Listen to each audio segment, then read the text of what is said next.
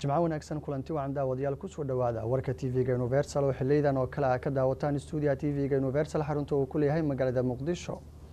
قلبتو الجمعة ورك وحيدي آخرين دون عنيقو ذكري محمود تيمعد قضبدا كودا وندونتان هدوا ليدما وحا كميدا shir looga hadlayay xiisad dagaal ee ka taagan koonfurta dalka Suudaan ayaa lagu soo gabagabeeyay magaalada Addis Ababa ee dalka Itoobiya maamulka Jubbaland waxa uu saddex askari oo ka tirsan maamulka Jubbaland maanta oo Jimcaha dil toogashay ku xukumeen kadib markii dilal kala gedisan ay ka geysteen magaalada Kismaayo xarunta maamulka Jubbaland qodobada ku daawan doontaan hadduu aleedma waxa kamid ah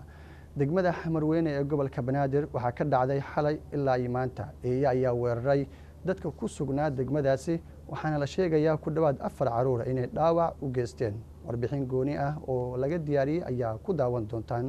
inta lagu guda jiro warka TV-ga Universal qodobka dibadda ee warkeena hadduu aleedmo waxa ku daawan doontaan marwada madaxweynaha dalka Mareykanka waxa lagu dhaliilay erayo ku qornaa dharkeeda xilli ay booqanaysay caruur muhaajiriin goob lagu xanaaneeyo qodobo kale ayaa ku daawan doontaan u diyaar garooba warka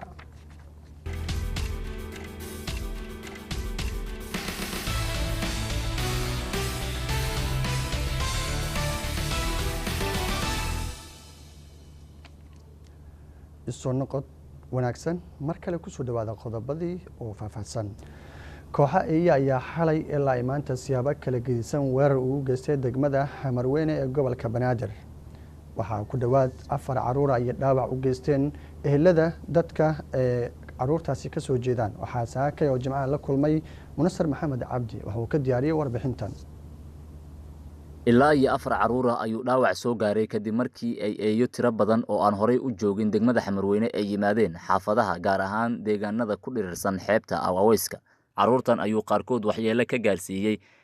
wajiga kuwa kalena gacmaha ayuu eeygu ka qaninay waxaana la geeyay isbitaal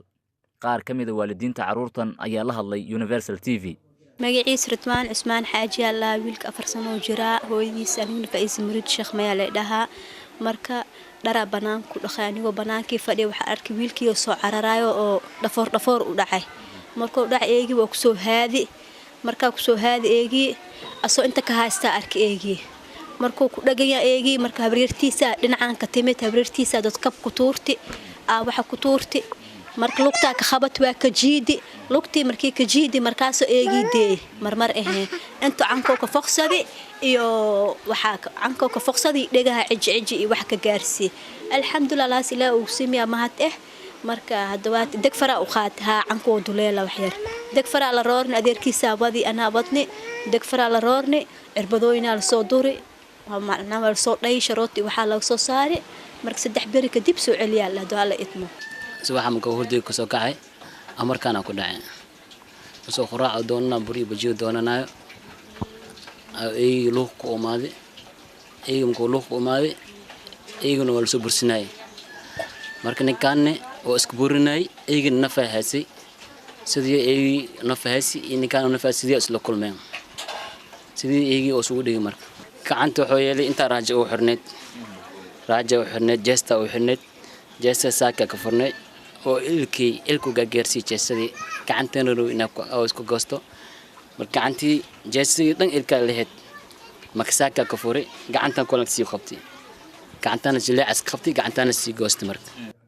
abwaan Maki Xaaji Banaadir oo kamid ah odayaasha xaafadan ayaa tilmaamay in arintan ay cabsi badan ku hayso dadka deegaanka maadaama eeyahan aanay ahayn kuwa horey u joogay degmada gaar ahaan xaafada Awaweyska sidoo kalena ay uga baqayaan in ilmaha iyo dadka waaweyn gaar ahaan haweenkuba ay cunaan Munasar waa mahadsan tahay dhacdo culeyskeeda wadato oo xaafada Awaweyska degmada Xamar Weyne ku soo korodhay waaye shalay goorgaabadkii daraskeyga wiil laga qaniinay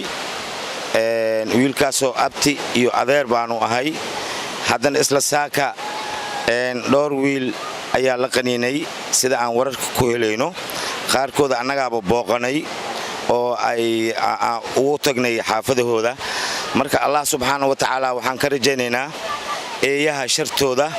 inuu Ilaahay naga badbaadiyo maxaa yeelay eeya badan ayaa xaafada jooga Munasar Maxamed Cabdi Universal TV Muqdisho aad buu mahadsan yahay Munasar waa dhacdo ku cusub magaalada Muqdisho oo waayihii dambe aan looga baran in Eeya ay weeraraan dad ku nool degmooyinka gobolka Banaadir balse caruurtaasi waxaan alla ugu baryaynaa caafimaad degdeg ah inuu siiyo dhibaato kalena uusan ugu darin qaniyada kaliya uu koobo markana magaalada Kismaayo ee maamulka Jubbaland